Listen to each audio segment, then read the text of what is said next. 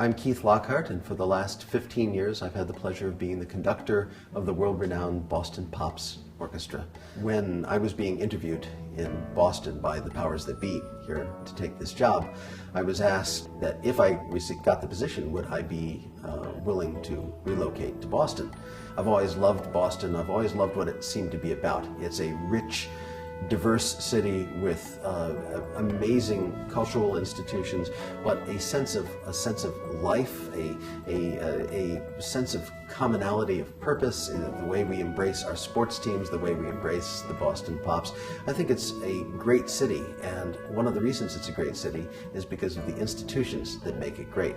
The Boston Symphony and the Boston Pops are one of the leading arts institutions in the world, and BIDMC is one of the leading healthcare institutions. And I think to make a great institution, there are a couple of things that are in common between these two that seem, so incongruous in some ways. And I think the one factor that makes these two institutions that are involved in very different things, that is a commonality between them, is that to have a world-class institution, you can't rest on your laurels.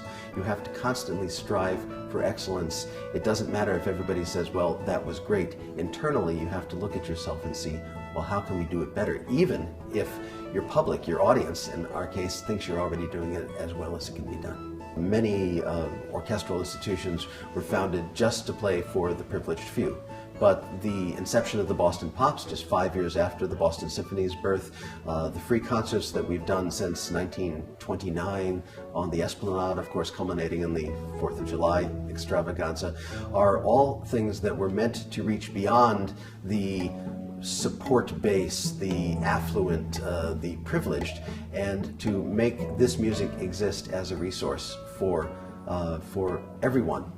And I think that this, of course, ties in very well with BIDMC's mission from the beginning, that healthcare is a birthright of every American and should not be denied for any reason. A few years ago, I had the opportunity to take a tour of the NICU at Beth Israel Deaconess Medical Center.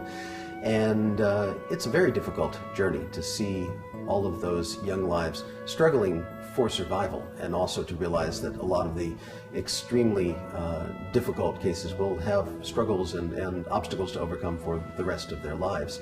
But I think what most profoundly I was left with, as opposed to being depressed by this, was the incredible level of nurturing, the incredible level of care that was taking place, that there were so many highly skilled professionals really dedicating their lives to making sure that these kids had a chance. And so I think, as opposed to it being a downer, it ended up being a hopeful sort of journey, and that's something that has stuck with me ever since. The thing that I'm most grateful for, overarchingly through my career and my life, is the opportunity to do something that I love as much as music and entertainment and reaching people with the power of music for a living. I think there's a tendency in modern life to get caught up in the perceived difficulties of each of our individual existences, to worry so much about how to get to the next day, how to get through your work week, how to get to retirement, whether you're going to be financially secure, whether you're going to be healthy, all of those things,